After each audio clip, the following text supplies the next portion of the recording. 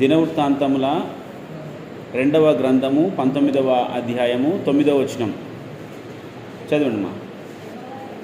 యెహోవా యందు భయభక్తులు కలిగిన వారై నమ్మకముతోనూ యథార్థ మనస్సుతోనూ మీరు ప్రవర్తింపవలెను. ప్రియమైన దేవుని పిల్లలారా, యవనస్తులారా, ఈ వాక్య భాగాన్ని మనము చాలా వారాల నుంచి మనము నేర్చుకుంటూ ఉన్నాం. చాలా విషయాలు మనము యవనస్తుల కూడికలో నేర్చుకుంటూ వస్తూ ఉన్నాం. కొందరు ఆబ్సెంట్ అవుతున్నారు, కొందరు వస్తున్నారు, కొందరు కొన్నిసార్లు ఆబ్సెంట్ అవుతున్నారు. ఏది ఏమైనప్పటికీ దేవుని వాక్యము విని దేవుడు మనతో మాట్లాడుతున్న ఆ విధానాన్ని బట్టి మనము మార్పు కలిగి జీవించాలని దేవుని వాక్యము మనను కోరుతూ ఉంది. చదవబడిన ఈ లేఖన భాగంలో ఆయన యందు భయభక్తులు కలిగిన వారు ఎలా ఉంటారు, ఎలా ఉండాలి అని చెప్తున్నాడు. యెహోవా యందు భయభక్తులు కలిగిన వారై నమ్మకంతోనూ యథార్థతోనూ ప్రవర్తింపవలెను అని మాట్లాడుతున్నాడు. ఆయన యందు భయభక్తులు కలిగిన మనము నమ్మకంగా యథార్థ మనసుతో ఆయన సన్నిధానంలో బ్రతకాలి అని మనము నేర్చుకున్నాం. ప్రియులారా, పోయిన వారంలో ఒక భక్తుని మనము జ్ఞాపకం చేసుకున్నాం కదా. ఆయన పేరు చెప్పగలరా?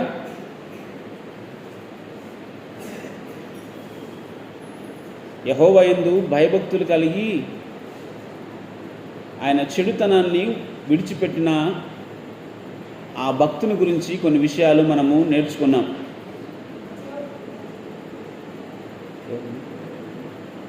కరెక్టే అన్నట్టుంది ఆన్సర్.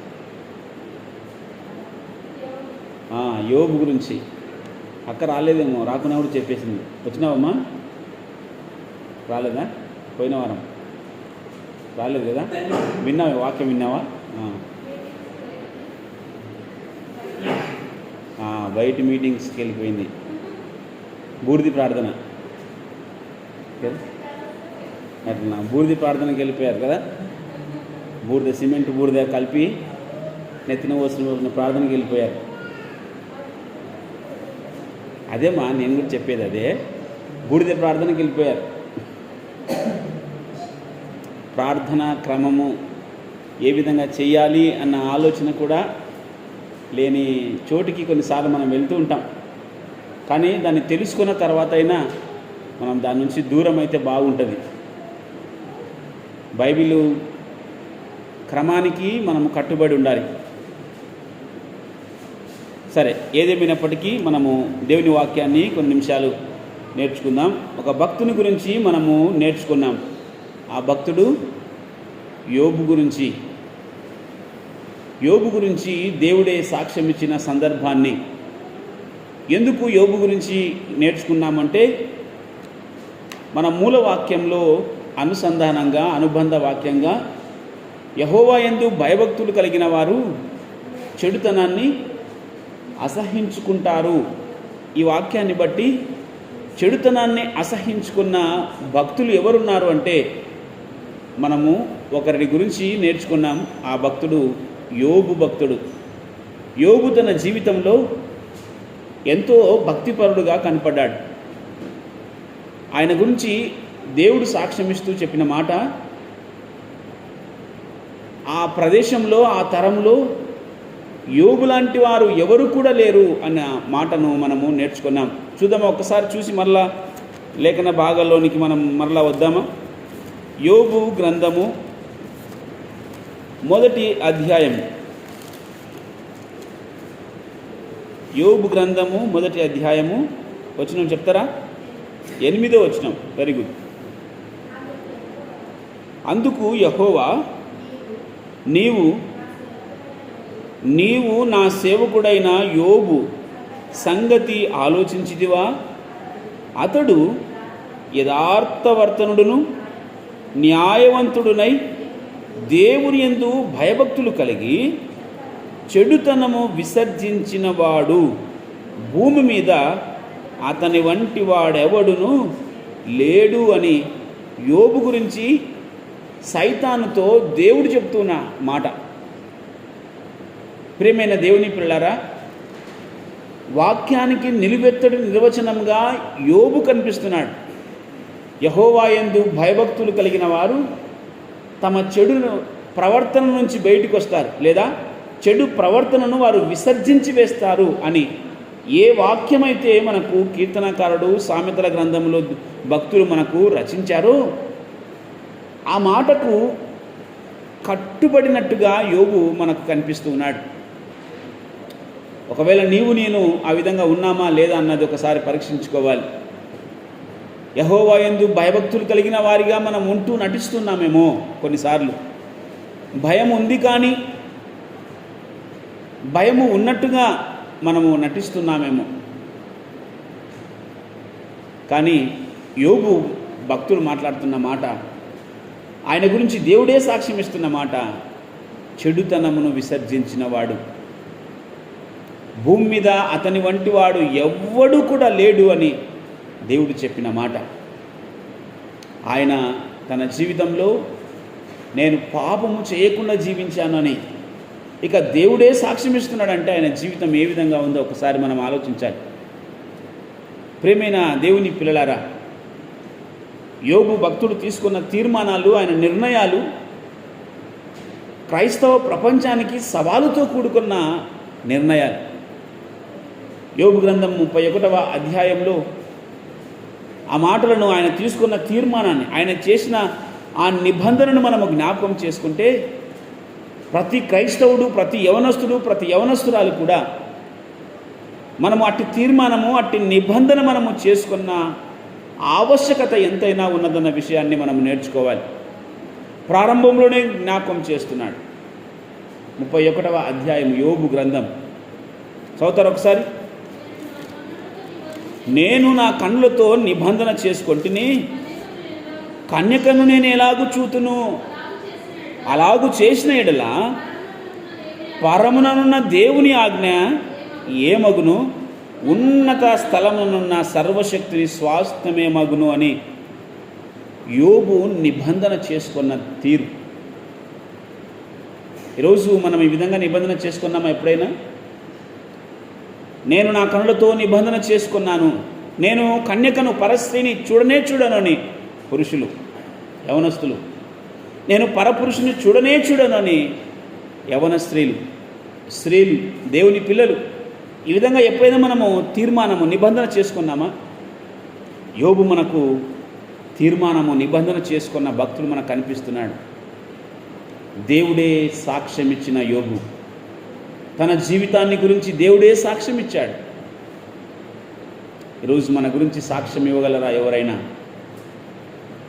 మన ఇంటి వాళ్ళు మన గురించి సాక్ష్యం ఇవ్వాలి, మన ఇరుగు పొరుగు వారు మన గురించి సాక్ష్యం ఇవ్వాలి, మన వీధిలో ఉన్నవారు మన గురించి సాక్ష్యం ఇవ్వాలి. మన యవ్వన జీవితాన్ని బట్టి ఫలానా వాళ్ళ కుమారుడు, ఫలానా వాళ్ళ కుమార్తె చాలా భయభక్తులు కలిగిన వారు, దేవుని యందు ఎంతో నమ్మకంగా బ్రతుకుతున్న బిడ్డలు అన్న సాక్ష్యం ఉందా మనకి? యోబును చూస్తే మనకు జ్ఞాపకం వస్తున్నమాట, దేవుడే సాక్ష్యం ఇస్తున్నాడు యోబు గురించి. ఒక సవాలుగా నిలబెడుతున్నాడు యోబుని. ఆ కింది భాగాలు, యోబు గ్రంథం 1వ అధ్యాయంలో కింది భాగాలు మనం జ్ఞాపకం చేసుకుంటే దేవుడు సవాలుగా నిలబెడుతున్నాడు, సాతానుతో సవాలుగా నిలబెడుతున్నాడు. నా ప్రతినిధిగా యోబు నిలబెడుతున్నాను చూడు అన్నట్టుగా యోబుని ఆ యుద్ధ రంగంలోనికి, బరిలోనికి దింపాడు. కానీ ఏమాత్రం కూడా యోబు పడిపోయిన స్థితి మనం ఎక్కడ చివరి వరకు కూడా మనం చూడలేము. దేవుడు సాక్ష్యం ఇచ్చిన ఆ సాక్ష్యాన్ని ముందుగానే దేవుడు ఎరిగినాడు కనుక ఆయన గురించి సాక్ష్యం ఇచ్చాడు. ఆ సాక్ష్యానికి తగిన జీవితం జీవించాడు. చెడుతనమును విసర్జించి వేసిన యోబు. అందుకే యెహోవా యందు భయభక్తులు కలిగిన వారు తమ చెడుతనమును విసర్జించి వేస్తారు అని దేవుని వాక్యము చెప్పిన రీతిగా ఈరోజు యవన ప్రాయంలో ఉన్న దేవుని పిల్లలుగా దేవుని తెలుసుకొని బ్రతుకుతున్న మనం ఏ విధంగా ఉన్నామన్నది ఒకసారి మనము పరీక్షించుకోవాలి. ఎప్పుడైనా కనులతో నిబంధన చేసుకున్నావా? నీ నోటితో నిబంధన చేసుకున్నావా? యోబు నోటితో కూడా నిబంధన చేసుకున్న విషయం ఇక్కడ మాట్లాడుతూ ఉన్నాడు. 30వ వచనము చివరి లైన్, పాపము చేయుటకు నా నోటికి నేను చోటు ఇయ్యనే లేదు అని మాట్లాడుతున్నాడు. పాపము చేయుటకు. ఈరోజు ఈ వాక్యాన్ని మన జీవితాలకు అన్వయించుకుంటే ఎన్ని మార్లు మనం నోటితో పాపము చేశాము కదా. ఎన్ని మార్లు మన ఫ్రెండ్స్ మధ్యలో ఉన్నప్పుడు, యవన పిల్లలు వాళ్ళ ఫ్రెండ్స్ మధ్యలో ఉన్నప్పుడు ఎన్నిసార్లు మనము అపహాస్యంగా మాట్లాడాము, ఎన్నిసార్లు మనము బూతులు మాట్లాడాము, ఎన్నిసార్లు మనము పోకిరి మాటలు మాట్లాడాము. మాట్లాడలేదా? మాట్లాడే ఉంటాం ఖచ్చితంగా. ఎవరు నేను మాట్లాడలేనని చెప్పలేని పరిస్థితిలో యవనస్తులు యవనరాణులు ఆ విధంగా నడుస్తూ ఉన్నారు. ప్రేమైన దేవుని పిల్లలారా, ఇక్కడ యోబు జ్ఞాపకం చేస్తున్నాడు, నేను పాపము చేయుటకు నా నోటికి చోటు ఇయ్యనే లేదు అని ఆయన ఛాలెంజ్గా మాట్లాడుతున్న మాట. కనులతో పాపము చేయకూడదని నిబంధన చేసుకున్నాడు. పరస్త్రీని ఏ విధంగా చూస్తూ, కన్యకను నిన్ను ఏ విధంగా చూడుతును, ఒకవేళ అలాగా చేస్తే దేవుని సర్వోన్నతమైన ఆ న్యాయస్థానం ముందర ఆయన స్వాస్థ్యం ఏమవుతుంది అని దేవుని యొక్క గొప్పతనాన్ని ఆయన పొగుడుతూ తన భయభక్తి కలిగిన జీవితాన్ని దేవునికి సమర్పించుకొని బ్రతుకుతున్న తీరు ఆ 1వ వచనంలో కనిపిస్తూ ఉంది. దేవుడంటే భయం ఉన్నట్టుగా బ్రతుకుతూ ఉన్నాం, కానీ చెడుతనాన్ని విసర్జించలేకపోతున్నామేమో. అవునా? చెడుతనాన్ని విసర్జించలేకపోతున్నామేమో. చెడు క్రియలు చేయడానికి ఒకవేళ అలాంటి అవకాశం వస్తే దాన్ని విసర్జించి వేసే స్థాయి ఆ విశ్వాసం మనకు రావాలి. అది క్రైస్తవ జీవితం, అది దేవుని పిల్లలు బ్రతికే బ్రతుకది. కాబట్టి కీర్తనల గ్రంథము 39వ అధ్యాయం 39వ కీర్తన 39వ కీర్తన మొదటి చరణం, నా నాలుకతో పాపము చేయకుండానట్లు నా మార్గములను జాగ్రత్తగా చూసుకొందును. ఎవరు మాట్లాడుతున్నారు ఈ మాటలు? దావీదు మాట్లాడుతున్నాడు. యోబు తన కళ్ళతో నిబంధన చేసుకున్నాడు, తన నోటితో నిబంధన చేసుకున్నాడు. అదేవిధంగా దావీదు రాజు కూడా, ఈయనకు ఏమి తక్కువ లేదు. ఏ విధంగా ఉండాలంటే ఆ విధంగా ఉండడానికి స్వేచ్ఛ ఉంది. కానీ ఇశ్రాయేలీలకు రాజయ్యుండి కూడా ఆయన బ్రతుకుతున్న విధానం చూడండి. ఈరోజు ఒకవేళ మన కాడ డబ్బులుంటే, మనకు కొంచెమైనా ఐశ్వర్యం ఒకవేళ ఇస్తే, దేవుడిస్తే, మనంతటి వాళ్ళే లేరనుకుంటాం కదా కొన్నిసార్లు. ప్రియమైన దేవుని పిల్లలారా, యవనస్తులారా, దావీదు రాజు ఆయన ఉంటున్న విధానం ఒకసారి జ్ఞాపకం చేసుకుంటే, నా నాలుకతో పాపము చేయకుండా నా మార్గమును నేను జాగ్రత్తగా కాచుకొనుచున్నాను అని మాట్లాడుతున్నాడు. ఇలాంటి నిర్ణయాలు యవన జీవితంలో ఎప్పుడైనా మనం తీసుకున్నామా? ఎప్పుడైనా మనం తీసుకున్నామా? ఒకవేళ ఇంతవరకు ఒకవేళ తీసుకోలేదేమో. నోటితో నేను పాపమే చెయ్యను అన్న ఆలోచన, కళ్ళతో నేను పరస్త్రీని చూడను, చెడును నేను విసర్జించి వేస్తాను, విసర్జించి వేయడానికి నాకు సహాయం చేయి ప్రభు అని నిబంధనతో కూడుకున్న ప్రార్థన మన జీవితంలో ఎప్పుడైనా చేశామా? ఆలోచించాలి. ప్రియమైన దేవుని సంఘమా, దేవుని పిల్లలారా, యవనస్తులారా, యోబు కనిపిస్తున్నాడు మనకి నిబంధన చేసుకున్న జీవితం. దావీదు కనిపిస్తున్నాడు నిబంధనకు తగినట్టుగా తన నోటితో నేను పాపము చెయ్యను అని చెప్పబడుతున్న మాటలు. అందుకే పౌలు భక్తుడు మాట్లాడుతున్నాడు కదా, ఎఫెసీలకు రాసిన పత్రికలో కానీ కొలసీలకు రాసిన పత్రికలో కానీ, మీ నోట బూతులైనను సరసోక్తులైనను పోకిరి మాటలైనను మీరు ఉచ్చరింపకూడదు అని మాట్లాడుతున్నాడు. వాక్యము ఎప్పుడైనా ఏ కాలంలోనైనా అన్ని కాలాలకు సరిపోయిన వాక్యం. పాత నిబంధన కాలంలో నోటితో నేను పాపము చేయకూడదని తీసుకున్న తీర్మానం కొత్త నిబంధన కాలంలో పౌలు గారి చేత హెచ్చరించబడుతున్న విధానం, నోటితో పాపము చేయకూడదు, బూతులు మాట్లాడకూడదు, సరసోక్తులు మాట్లాడకూడదు, పోకిరి మాటలు మాట్లాడకూడదు, ఇవి పరిశుద్ధులకు తగినవి కావు అని కరాఖండితంగా బైబిల్ గ్రంథము మనకు నేర్పిస్తూ ఉంది. అయినప్పటికీ కూడా చాలాసార్లు మనం పోకిరి మాటలు మాట్లాడుతున్నామేమో, చాలాసార్లు మనము బూతులు మాట్లాడుతున్నామేమో కదా, సరసోక్తులు మాట్లాడుతున్నామేమో బామార్దుల మధ్యన కదా, ఇంకా కుటుంబంలో ఉన్న కొన్ని బాంధవ్యాల మధ్యన, సంబంధాల మధ్యన ఇవి సరసోక్తులు మాట్లాడి దేవుని నామానికి అపకీర్తి తెచ్చే స్థాయిలోనికి మన విశ్వాసం దిగజారిపోతుందేమో ఒకసారి మనం ఆలోచించాలి. నోటితో ఏం మాట్లాడుతున్నాము? కొన్నిసార్లు ప్రభువుని కూడా మనము దూషించే స్థాయి. ఇశ్రాయేలు జనాంగం చేసిన పని అదే. అందుకే దేవుడు వారి గురించి మాట్లాడుతున్నమాట, మీ మాటల చేత నాకు ఆయాసము తెప్పించితిరి అని మాట్లాడుతున్నాడు. మీ మాటల చేత నాకు ఆయాసము తెప్పించితిరి అని మాట్లాడుతున్నాడు మలాకి గ్రంథంలో.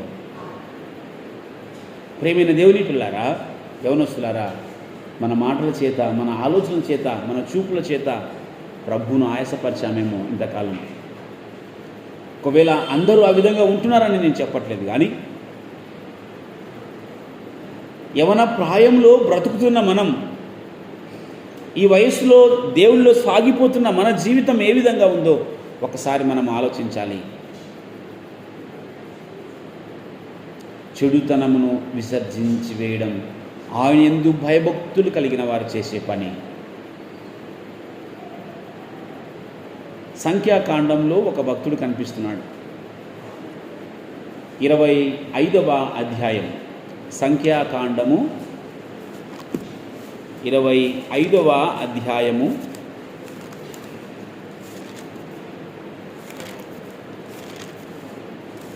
ఆ భాగంలో మనము పైనుంచి చదువుకుంటూ వస్తే భయంకరమైన పాపానికి అక్కడ దేవుని ప్రజలు చోటిచ్చినట్టుగా మనకు కనిపిస్తూ ఉంది. మీరు ఇంటికి వెళ్ళిన తర్వాత వీలైతే చదువుకోండి. సంఖ్యాకాండం 25వ అధ్యాయం మొదటి నుంచి మీరు అక్కడ చదువుకుంటూ వస్తే దేవుని పిల్లలు పాపానికి, అసలు ఆ సందర్భాన్ని జ్ఞాపకం చేసుకుంటే ఎంత భయంకరమైన స్థితిలో ఉన్నారు ఇశ్రాయేలు ప్రజలు అన్నట్టుగా కనిపిస్తూ ఉంది. ఒక పక్క దేవుని శాపం, దేవుని కోపము ప్రజల మీద అల్లాడుతూ ఉన్నప్పటికీ కూడా యవన స్త్రీలు, యవన పురుషులు, ఒక జంట పాపము చేయడానికి ప్రయత్నించి ఎంత ఘోరమైన పరిస్థితిలో ఆనాడు దేవునికి కోపం పుట్టించారో ఇప్పుడు చదవదండి. ఇంటి దగ్గరికి వెళ్ళిన తర్వాత మీరు దాన్ని చదవండి. ఆ సందర్భాన్ని జ్ఞాపకం చేసుకుంటూ ఈ భాగంలో ఒక వ్యక్తి కనిపిస్తున్నాడు. పాపాన్ని ద్వేషించిన వ్యక్తి, చెడుతనమును ద్వేషించిన వ్యక్తి, దేవుని యందు భయభక్తులు కలిగి ఉన్నాడు. కాబట్టి ఈ చెడుతనాన్ని ద్వేషించిన ఒక వ్యక్తి కనిపిస్తున్నాడు. ఆయన పేరు చెప్పగలరా?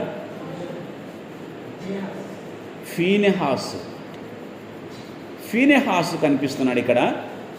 ఫీనెహాసు గురించి దేవుడు ఇస్తున్న సాక్ష్యం అసలు ఎంత చక్కగా ఉందంటే ఆయన గురించి దేవుడు సాక్ష్యం ఇస్తూ ఉంటే,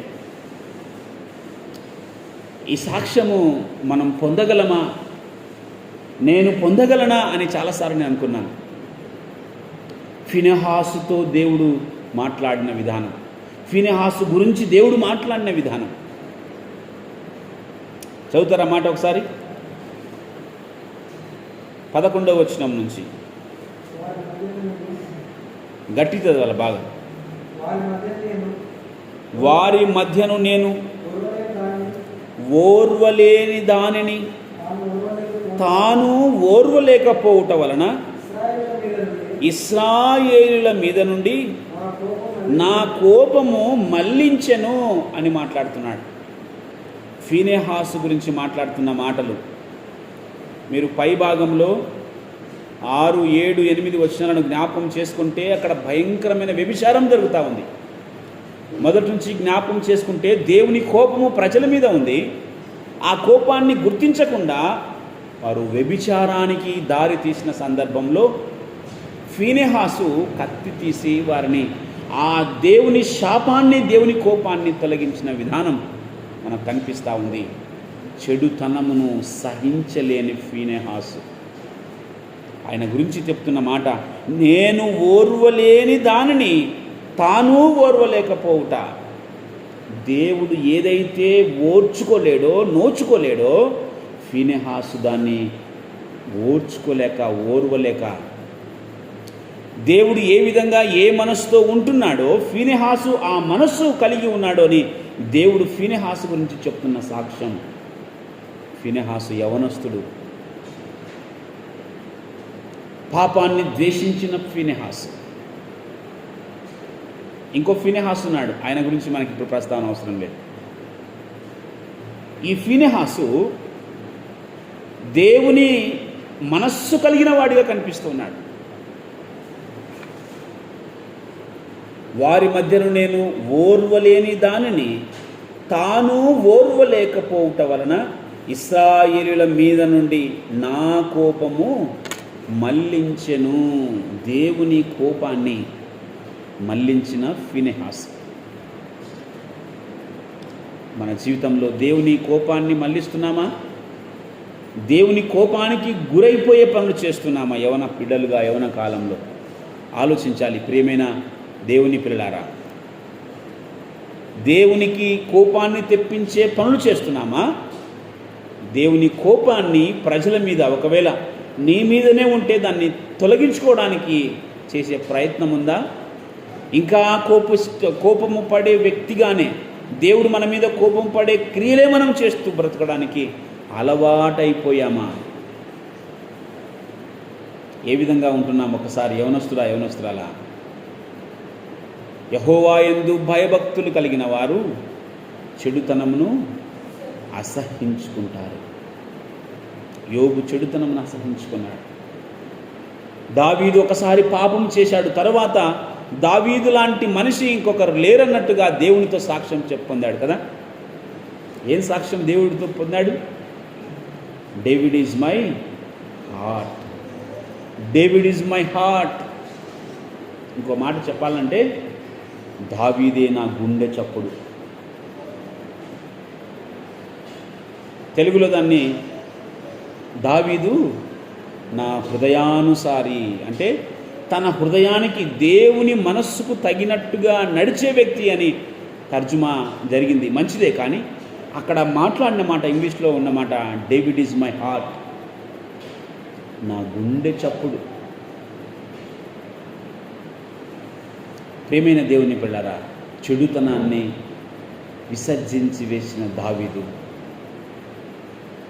ఆయన జీవితంలో దేవుడు రాజుల గ్రంథంలో ఆయన గురించి చెప్పిన మాట, ఉరియా భార్య విషయంలో తప్ప అన్ని విషయములలో దేవునికి తగినట్టుగా, దేవుని యందు భయభక్తులు కలిగి జీవించాడు అన్నమాట దావీదు గురించి చెప్పబడిన మాట. ప్రియమైన దేవుని పిల్లారా, ఒకవేళ దావీదును ఈ సందర్భంలో జ్ఞాపకం చేసుకుంటే, ఒకసారి పాపం చేశాడు, తర్వాత ఆ పాపము జోలికి పోకుండా దేవునితో నా హృదయానుసారుడైన దావీదు అని చెప్పబడిన మాట. ఈరోజు ఒకవేళ మనం ఆల్రెడీ పాపం చేశామేమో, ఆల్రెడీ ఒకసారి లోకంలోని కొట్టుకొని పోయామేమో, దావీదులాగా ఒకసారి నీవు దేవుని వైపు మరలి నీ జీవితాన్ని దేవునికి తగినట్టుగా మార్చుకోవడానికి దావీదు ఒక నిదర్శనంగా మనకు కనిపిస్తూ ఉన్నాడు. పాపమే చేయని యోబు కనిపిస్తున్నాడు. ఒకవేళ పాపము చేయకుండా ఉండి నేను బ్రతకాలి అని యోబుని జ్ఞాపకం చేసుకుంటే, లేదా ఇప్పటికే లోకములో ఒకసారి పడిపోయావేమో, ఇక చాలు, ఇంకా పాపముతో నీవు నిండుకొనినావేమో, ఇప్పుడైనా నీవు దాన్ని వదిలిపెట్టు.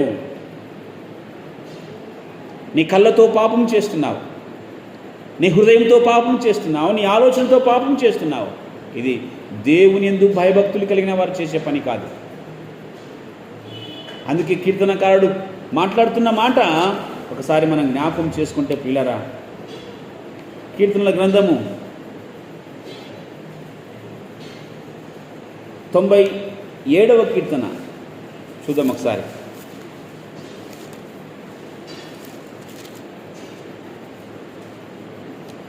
97వ కీర్తన 10వ వచనం. యెహోవాను ప్రేమించు వారలారా చెడుతనమును అసహించుకొనుడి. దేవుని ప్రేమిస్తున్నామా? ఈ మాట పోయిన వారం చదివి వినిపించాను. యెహోవాను ప్రేమించు వారలారా చెడుతనమును అసహించుకొనుడి. దేవుని ప్రేమిస్తే చెడుతనాన్ని అసహించుకుంటాం. యోహాను సువార్తలో మాట్లాడుతున్నాడు, ఆయనను ప్రేమించువారు ఆయన ఆజ్ఞలను గైకొంటారు. ఆయన ప్రేమిస్తే ఆయన ఆజ్ఞలను నీవు కనుక గైకొంటావు. ప్రేమిస్తున్నామా? ప్రేమిస్తున్నట్టుగా నటిస్తున్నామా? ప్రేమించే మందిరానికి వస్తున్నామా? నటనతో మందిరానికి వస్తున్నామా? ఎవరి కొరకో ఏదో జరుగుతుందని వస్తున్నామా? దేవుణ్ణి ప్రేమించి వస్తున్నామా? ఆలోచించాలి ప్రేమైన యవనస్తులారా, దేవుని పిల్లలారా.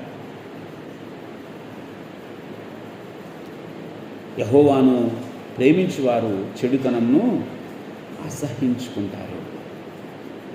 ఫీనెహాసు అసహించుకున్నాడు. చెడుతనాన్ని తన సమాజంలో నుండి, ఆ మైదానంలో నుంచి దేవుని కోపాన్ని త్రిప్పివేసిన ఫీనెహాసు దేవుడే సాక్ష్యం ఇస్తున్నవాడు. ఫీనెహాసు ఈరోజు మన గురించి సాక్ష్యం ఇవ్వగలడా దేవుడు? ఇది వరకు ఒక మాట మీకు జ్ఞాపకం చేస్తున్నట్టుగా ఇర్మియా గ్రంథం 5వ అధ్యాయం 1వ వచనం. ఇర్మియా గ్రంథము 5వ అధ్యాయము 1వ వచనం. ఇది నేను మాటి మాటికి జ్ఞాపకం చేసే మాట. యెరూషలేము వీధులలో అటు ఇటు తిరుగుచూ చూచి తెలుసుకొనుడి, దాని రాజవీధులలో విచారణ చేయుడి, న్యాయము జరిగించుచు నమ్మకముగా నుండ యత్నించుచున్న ఒక్కడు మీకు కనబడిన ఎడల నేను దానిని క్షమించుదును అని మాట్లాడుతున్నాడు. మీరు రాజవీధులలో తిరగండి, మీరు వీధులు పట్టుకొని తిరగండి, నమ్మకముగా ఎవడైనా ఒక్కడు ఆల్రెడీ జీవిస్తుంటే కాదు, జీవించడానికి ప్రయత్నము చేస్తున్నా కూడా నేను ఆ ప్రాంతాన్ని రక్షిస్తానని చెప్పబడినమాట.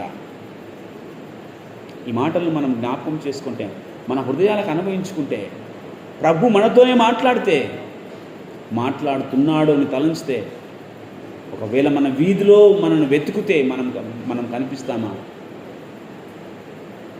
ఆయన యందు భయభక్తులు కలిగిన వారిగా మనం కనిపిస్తామా? ఈ మాట మాటి మాటికి నేను చాలాసార్లు గుర్తు చేస్తూ ఉన్నాను.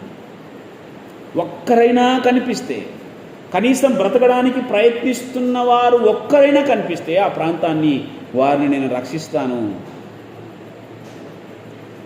ప్రయత్నిస్తున్నామా బ్రతకడానికి? కనీసం ప్రయత్నిస్తున్నామా? ఆలోచించాలి. ఒకవేళ ప్రయత్నిస్తూ బ్రతుకుతూ ఉంటే మంచిదే, కానీ అలా ప్రయత్నించలేకపోతే దేవుని నుంచి మనము రక్షించబడలేము. మనం రక్షించే నాదుడిక లేడు, ఆయన్నే రక్షకుడు. ఆయన్నే రక్షించకపోతే ఇంకా మనల్ని ఎవరు రక్షించేది? రక్షించేవాడే చెయ్యి వదిలిపెట్టితే మనం వెళ్ళేది పాతాళము, ప్రళయాగ్ని. ప్రేమైన దేవుని పిల్లారా, రాజవీధుల్లో వెతికి చూడండి, ఆ వీధులలో ఒక్కడైనా కూడా కనిపించి న్యాయముగా నమ్మకముగా బ్రతికే ఒక్కడైనా కనిపిస్తే కూడా నేను ఆ ప్రాంతాన్ని, వారిని రక్షిస్తాను, క్షమిస్తానని చెప్తున్నమాట. ఈరోజు మనం కనిపిస్తామా? మన వీధిలో వెతికితే, మన ఇంట్లో వెతికితే మనం కనిపిస్తామా? మన సంఘంలో వెతికితే మనం కనిపిస్తామా? ఫలానా సంఘం, క్రిస్టియన్ అసెంబ్లీ ప్రార్థనా మందిరం కల్లూరు, ఈ సంఘంలో నేను కనిపిస్తాను ప్రభువా అనే సామర్థ్యం మనకు రావాలి. నా ఇంటిలో వెతికితే నేను కనిపిస్తాను ప్రభువా, నా వీధిలో వచ్చి నువ్వు వెతికితే ప్రభువా నేను కనిపిస్తాను యథార్థవంతునిగా, నమ్మకంగా. చెప్పగలం ఆ మాట? దేవుడు ఆ విధంగా ఉండాలని కోరుతున్నాడు ఆయన. ప్రియమైన దేవుని పిల్లారా, యెహోవా యందు భయభక్తులు కలిగిన వారు చెడుతనమును అసహించుకుందురు. అసహించుకునేవారు కావాలని ప్రభువు జ్ఞాపకం చేస్తున్నాడు. అలా అసహించుకోలేక యవన ప్రాయాన్ని, యవన జీవితాన్ని భ్రష్టు పట్టించుకొని మనకిష్టానుసారంగా జీవిస్తూ ఉంటే దేవుడు ఒక రోజున ఆయన న్యాయపీఠం ఎదుట మనం ఖచ్చితంగా నిలబెడతాడు. అప్పుడు ప్రతి మాటకు, ప్రతి పనికి, ప్రతి క్రియకు నీవు ఖచ్చితంగా లెక్కప చెప్పాలి.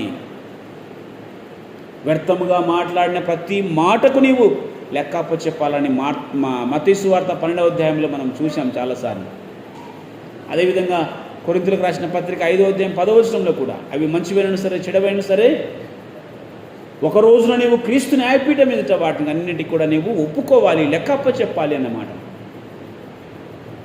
ఇంకా చెడుతనంతోనే, చెడు ఆలోచనలతోనే, చెడు తలంపులతోనే మనం బ్రతుకుతూ ఉంటే అలాంటి వారితో దేవుడు మాట్లాడుతున్నాడు.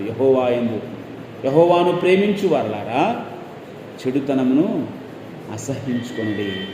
ఆయన్ను ప్రేమించే సంఘానికి వచ్చాం కదా, ఆయనను ప్రేమించే ఆయన నమ్ముకున్నాం, ఆయనను ప్రేమించే మనం రక్షించబడ్డాం, ఆయనను ప్రేమించే సంఘంలోనికి, ఆవరణంలోనికి వచ్చాం, ఆయనను ప్రేమించే మనం బ్రతుకుతున్నాం, ఆయన ప్రేమిస్తున్నాం. కానీ చెడుతనమును అసహించుకోవడం లేదేమో. ఆయన ప్రేమిస్తూనే మరలా చెడుతనం వైపు ఒకవేళ మన మనస్సు జారిపోతూ ఉందేమో. యవనస్తులా నీ ఆలోచనలు, నీ చూపులు, నీవు కాలేజీలో ఉన్న చోట, నీవు ఉద్యోగం చేస్తున్న చోట, నీవు పని చేస్తున్న చోట నీ ఆలోచనలు, నీ చెడుతనం ఏ విధంగా ఉంది? నీ చూపులు, నీ యొక్క ఊహలు ఏ విధంగా ఉన్నాయి? దేవుని ప్రేమించువారు చెడుతనాన్ని అసహించుకుంటారు. పాపము చేయడానికి వీలు లేనప్పుడు నేను పరిశుద్ధున్నే, నేను పాపమే చేయలేదని చెప్పుకోవడం గొప్పతనం కాదు. సంఘం ఉంది, దేవుడున్నాడనే భయం ఉంది కదా. ఇంకా నా ఇంతటి పరిశుద్ధుడే లేడు ఈ స్థలంలో, నేనే పరిశుద్ధుణ్ణి అని చెప్పుకోవడంలో గొప్పేం లేదు. దేవుని సంఘమని నీకు అంతో ఇంతో భయం ఉంది కనుక, పాపపు ఆలోచనలు లేకుండా ఉండడానికి ఆస్కారం ఉంది కనుక అందులో గొప్పతనం లేదు. కానీ పాపము చేయడానికి ఆస్కారం ఉండి కూడా నీవు కాలేజీలో వెళ్తున్నప్పుడు, నీవు రోడ్డు మీద వెళ్తూ ఉన్నప్పుడు, నీ కంటికి కనిపించే దానిని నీవు చూడకుండా ఉంటావు చూడు, అది పాపాన్ని అసహించుకోవడం అంటే. యవన పురుషులు యవన స్త్రీలను చూడకుండా తమ కన్నులతో నిబంధన చేసుకొని బ్రతుకుతారే, అది పాపాన్ని అసహించుకునే స్థితి. అందుకే యోబు జ్ఞాపకం చేసిన మాట, నేను నా కన్నులతో నిబంధన చేసుకున్నాను, కన్యకను నేను ఏ విధంగా చూతును, పరపురుషుని పరస్త్రీని నేను ఏ విధంగా చూతును అని. చెడుతనాన్ని అసహించుకునే వారి బ్రతుకు ఈ విధంగా ఉంటుంది. వారు దేవునికి తగినట్టుగా బ్రతుకుతారు. వారి ప్రవర్తన అంతా కూడా ఫినేహాసులాగా దేవుని మనస్సు వారిలో ఉంటా ఉంది. ఒకవేళ ఇక్కడికి చేర్చబడిన మనలో ఆ మనస్సు ఉంటే మనం కూడా దేవునికి భయపడేవారమే. ఒక మాట మీకు జ్ఞాపకం చేసిన మాట, కీర్తనల గ్రంథం 4వ కీర్తన 4వ వచనంలో, భయము నుండి పాపము చేయకుడి. కొన్ని వచనాలు మనం కంఠస్థం చేయాలి కదా, చేయలేం. కొన్ని వచనాలు కంఠస్థం చేయాలి, చిన్న చిన్న పదాలు. భయము నుండి పాపము చేయకుడి. ప్రియమైన దేవుని పిల్లారా, ఏ విధంగా ఉన్నామో ఒకసారి మనం జ్ఞాపకం చేసుకోవాలి. భయపడుతున్నాం, పాపం చేస్తున్నామేమో. ప్రేమిస్తున్నాం, చెడుతనాన్ని వదులుకుంటున్నాం లేదేమో. ఇది సభ్యత కాదు, ఇది దేవుని మనస్సు కాదు. ఫినేహాసు దేవునికి భయపడ్డాడు, దేవుని కోపాన్ని తన ప్రజల మీదకి రాకుండా మరల్చగలిగాడు. యోబు దేవునికి భయపడ్డాడు, చెడుతనాన్ని విసర్జించి వేసుకున్నాడు. దావీదు దేవునికి భయపడ్డాడు, ఒకసారి పాపము చేసినప్పటికీ తర్వాత తెలుసుకొని పశ్చాత్తాపడి ప్రభు కొరకు బ్రతికిన దాఖలం. ఈరోజు మన జీవితం ఏ విధంగా ఉంది? ఒకవేళ మంచిగా బ్రతుకుతూ ఉంటే మంచిదే. ఆల్రెడీ పడిపోయావా? అలాగైతే దావీదును జ్ఞాపకం చేసుకో. దావీదు మరొకసారి పడిపోయాడు, మరెన్నడూ కూడా పాపము చేయకుండా జీవించిన వ్యక్తి, దేవునితో డేవిడ్ ఈజ్ మై హార్ట్ అని సాక్ష్యం పొందిన వ్యక్తి. ఈరోజు నీ నా పరిస్థితి ఏ విధంగా ఉంది? రండి, మోకాళ్ళ మీదకి రండి, ప్రార్థించుకుందాం. రండి, మోకాళ్ళ మీదకి రండి, ప్రార్థించుకుందాం. ప్రార్థించుకునే ముందు ఒక్కసారి మనం విమర్శించుకుందాం, ఒక్కసారి మనం సరిచేసుకుందాం. అటు ఇటు వెళ్ళకుండా, అటు ఇటు తిరగకుండా మీ మొబైల్ సైలెంట్లో ఉంచుకొని ఒక్కసారి విన్న వాక్యాన్ని ఒక్కసారి జ్ఞాపకం చేసుకోండి. యవనస్తురాలు, దేవుడు నీతో ఏం మాట్లాడుతున్నాడు ఈరోజు? ఒకవేళ నువ్వు చేస్తున్న పాపాన్ని దేవుడు గుండెలోకి నీతో మాట్లాడా? అలాగైతే నీవు మార్పు చెందాలనే మాటల చేత ఎవరైనా ఇబ్బంది పెడుతున్నావేమో, దేవుని ఇబ్బంది పెడుతున్నావేమో, నీ చూపుల చేత నీవు పాపం చేస్తున్నావేమో. అందుకే కాబోలు దేవుడి వాక్యాన్ని తీసుకొని వచ్చాడు మన మధ్యలోనికి. ఒక యోబుని జ్ఞాపకం చేశాడు, ఒక దావీదుని జ్ఞాపకం చేస్తున్నాడు, ఒక ఫీనెహాసుని జ్ఞాపకం చేశాడు. వీరు దేవునికి భయపడి తమ చెడు ప్రవర్తనను అసహించుకున్నవారు. అలాగైతే నా జీవితం ఏ విధంగా ఉంది? కొన్నిసార్లు ఏమి కాదులే అని కొన్ని పాపం చేస్తున్నావేమో. చిన్న పాపమే కదా, చిన్న మాటనే కదా, ఏం కాదులే అన్న ఆలోచనతో ఒకవేళ జారిపోతున్నావేమో, దాటేసిపోతున్నావేమో. యవనస్తురాలా, ఒకవేళ ఈరోజు దేవుడు నీతో మాట్లాడి ఉంటే, నీవు చేస్తున్న పొరపాటుని నీకు గుర్తు చేసి ఉంటే ఒక్కసారి, ప్రభువా నన్ను క్షమించు ప్రభువా, ఫలానా రోజున ఫలానా పాపం చేశాను, ఫలానా రోజున నేను ఈ విధంగా ఆలోచించాను, చెడు ఆలోచనలు ప్రభువా నాకు వచ్చాయి, అలాంటివి రాకుండా చేయి ప్రభువా. అడుగుతావా దేవుణ్ణి? నేను ఒంటరిగా ఉన్నప్పుడు విచిత్రమైన ఆలోచనలు వస్తున్నాయి ప్రభువా, నేను వాటి నుంచి తొలగించుకోలేకపోతున్నాను, చెడు ఆలోచనలు వస్తున్నాయి ప్రభువా. దావీదు లాంటి స్వభావం ఇవ్వు, ఫీనెహాసు లాంటి స్వభావం నాకు ఇవ్వు ప్రభువా. యోబు లాంటి నిబంధన కలిగిన జీవితాన్ని జీవించడానికి నాకు సహాయం చేయి ప్రభువా. చేస్తావా ప్రార్థన? దేవుడు మన కొరకే ఈ మాటలు వినిపిస్తున్నాడు. మనం ఇంకా సరిచేయబడాలి, ఆయన స్వరూపంలోనికి మారాలని దేవుడు జ్ఞాపకం చేస్తున్న మాటలు. ఒక్కసారి ప్రభువా, నేను అనేకమైన సార్లు నేను నుంచి తొలగిపోయాను. కాలేజీలో, ఉద్యోగం చేసే చోట, పని చేసే చోట, స్కూళ్ళలో, హాస్టళ్లలో ప్రభువా చెడు ఆలోచనలు వచ్చినప్పుడు పాపము చేయడానికి ప్రేరేపించబడ్డాను. దయతో నన్ను క్షమించు ప్రభువా. నేటి నుంచి ఫీనెహాసు మనసు నాకు దయచేయి ప్రభువా. ఒక దావీదు లాంటి సాక్ష్యం పొందడానికి నాకు సహాయం చేయి ప్రభువా. యోబు జీవించినట్టుగా నిబంధన చేసుకొని జీవించడానికి నాకు సహాయం చేయి ప్రభువా. ప్రార్థిస్తావా? తల్లి, చెల్లి, తమ్ముడు ప్రార్థించండి.